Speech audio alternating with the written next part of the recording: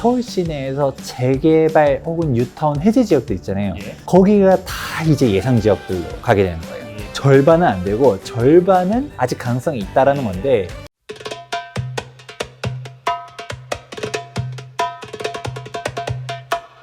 네, 안녕하세요. 국토방 기자들의 강신우 기자입니다. 오늘은 오세훈 서울시장이 발표한 재개발 활성화 대책과 관련한 이야기를 해볼 텐데요. 재개발 시장 전문가죠. 김재경 투미부동산 컨설팅 소장님 모셨습니다. 안녕하세요. 네, 안녕하세요. 부동산 주치 김재경 소장입니다. 반갑습니다.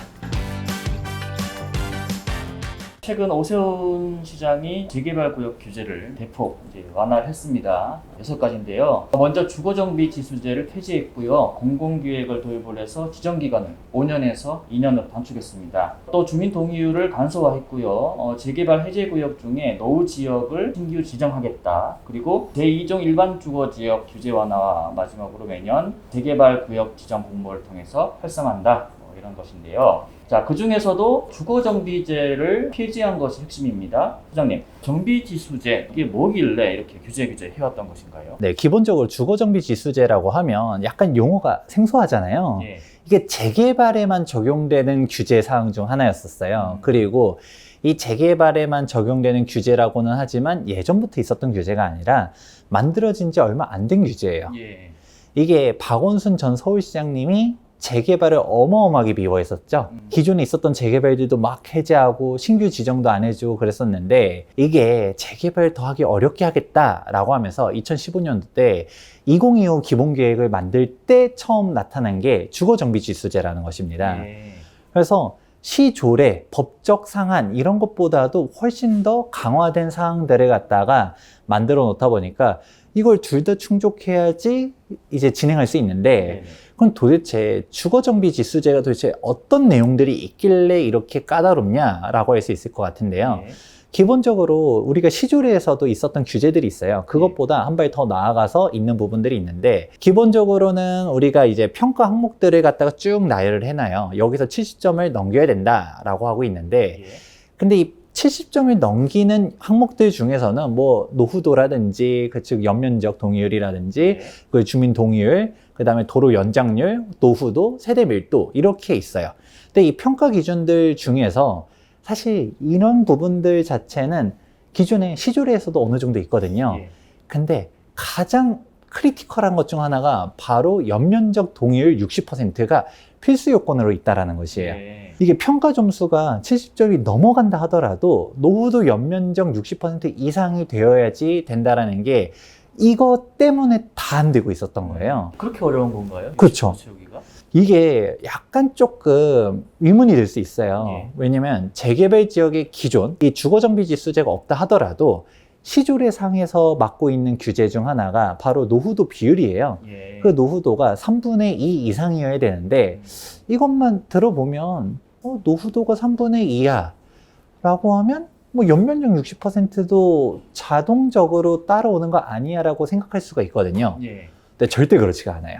연면적에 좀 방점이 찍혀야 그쵸. 되나요? 그러면 이게 신축 빌라 하나가 지어짐으로써 건물 진짜 열 몇 개를 갖다가 잡아먹는 거예요. 예. 실제로 이번 서울시 발표 자료를 보게 되면 이게 주거정비지수제가 도입되게 되면 예. 실질적으로 이거를 다 충족하는 데는 뭐 10몇 %밖에 안 된다. 예. 예. 근데 이 주거정비지수제를 폐지하면 50%대로 쫙 늘어나게 된다라는 내용들도 있잖아요. 예.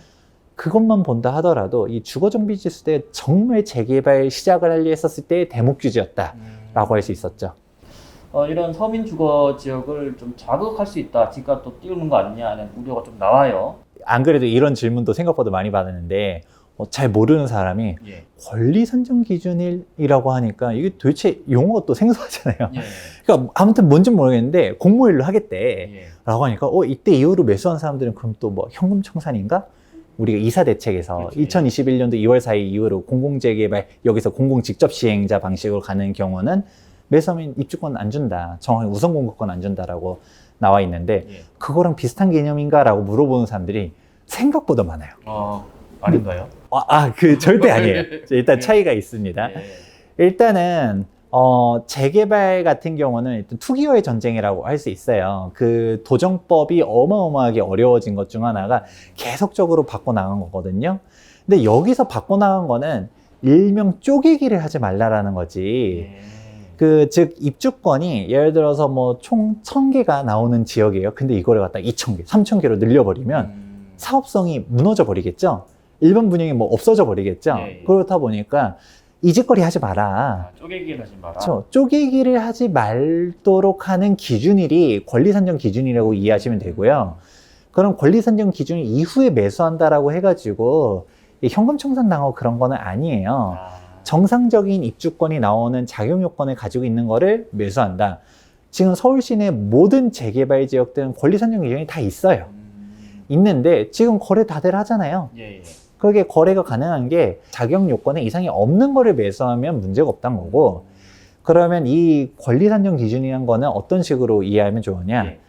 이 사업성을 해치는 그런 투기 행위들, 쪼개기 행위들을 못하게 하겠다라는 겁니다. 이 예. 권리산정 기준일은 정비구역 지정 혹은 시도지사가 투기 방지를 위해서 지정하는 특정 날짜예요. 예. 근데 이거를 그냥 애초에 너네들 막 하지 말고 모집 공고하게 되면 그때부터로 막겠다라고 나와 있는 내용이에요. 이거 자체는 일단 긍정적이거든요. 예. 한 가지 아쉬운 거는 이게 멀쩡한 재개발 지역들 중에서도 지금 신축 빌라들이 난립하면서 노후도가 깨지고 있는 데들이 정말 많아요.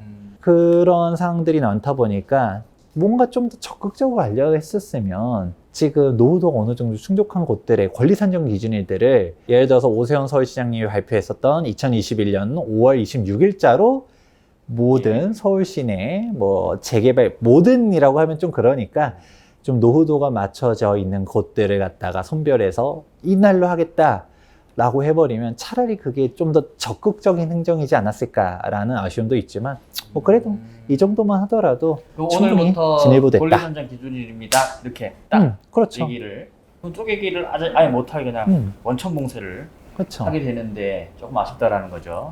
뭐 그렇게까지 했으면 더 좋지 않았을까라는 겁니다. 그렇네요. 듣고 보니까 그죠. 그렇게 하면 또 노후 선정을 할 때도 조금 수월해지고 그죠. 그런 네. 당장 지금도 노후도가 맞았었지만 그렇죠. 계속적으로 빌라들이 있고. 생기고 있는 곳들이 있거든요. 걔네들이 계속적으로 노후도를 깎아먹고 예. 재개발이 가능했었던 지역들을 깨트리고 이런 부분들이 나타나고 있죠. 네, 아주 굉장히 좋은 말씀입니다. 자, 그래서 이제 권리산정 기준일 고시가 이제 공모일이다 이러면은 일부에서는 권리산정 기준일 이후에 집을 사면 분양권이 안 나오는 거 아니냐 이런 얘기가 있는데 그건 아니고요.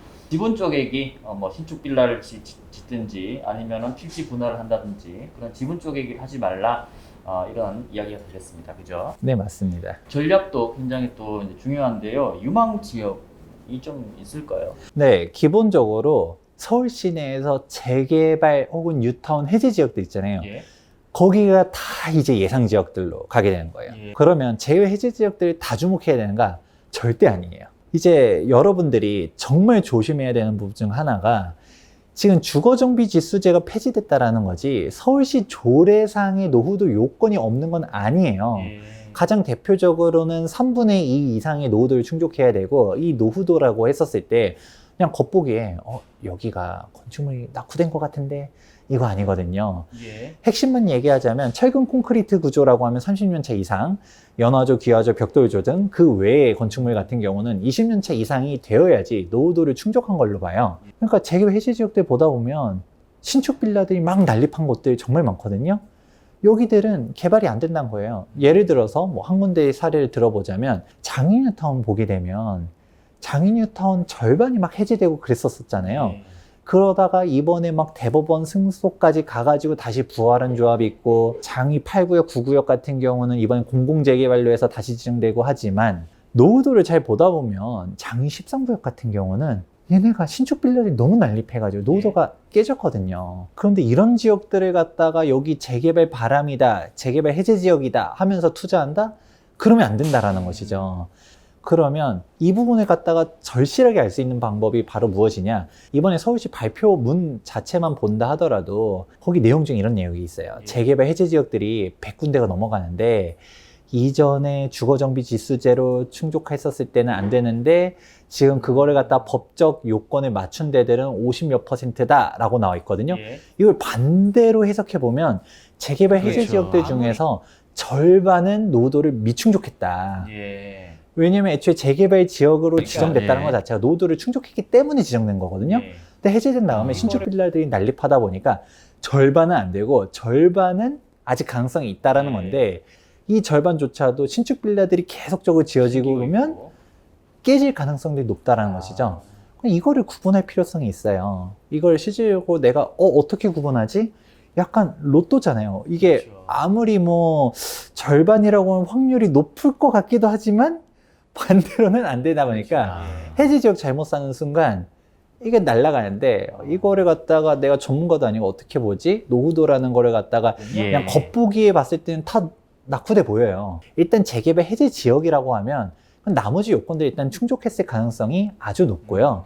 노후도만 일단은 맞춰봐야 되는데 그 노후도조차도 안 맞는 데대 그러면 여기가 아슬아슬하게 3분의 2는 충족한 것 같아 라고 하면 거기는 곧 깨질 가능성이 높죠. 이미 3분의 1 정도 가까이 신축 빌라들이 지어져 왔고 또 현장 가면 또 막 건축하는 데들이 있거든요. 예. 그럼 지금은 맞았지만 내년, 내후년 되면 신축 빌라들이 또 지어지면 노후도 깨질 수가 있으니까 확실하게 여기는 아직 신축 빌라 몇 동 더 지어져도 노후도가 깨지지 않겠구나. 예. 이런 곳들을 갖다가 찾아보실 필요성이 있습니다. 정말 강조드리고 싶은 게 이게 재개발 해제 지역 투자가 쉬운 투자가 아니에요. 정말 예. 어렵고 지금 투자해도 완공까지 10년, 15년, 20년 될 수 있는 사업이거든요. 그러니까 이거 섣불리 투자기보다는 일단은 초보자라면 좋았을 인가 이후로 투자하는 얘기를 저는 정말 많이 강조드려요. 예. 그럼에도 불구하고 하겠다라고 하면 노후도 체크, 신축 빌라들이 계속 지어지고 있는지 정말 조심하실 필요성이 있습니다. 예. 어쨌든 재개발 투자는 조금 더 멀리 보고 이렇게 투자를 하셔야 된다 하는 말씀, 노후도 유의해라 이런 말씀입니다. 오늘 김재경 소장님과 함께 오세훈 서울시장의 재개발 활성화 대책 평가와 향후 전망 그리고 투자 전략까지 한번 잘 들어봤습니다. 소장님 고맙습니다. 네, 감사합니다.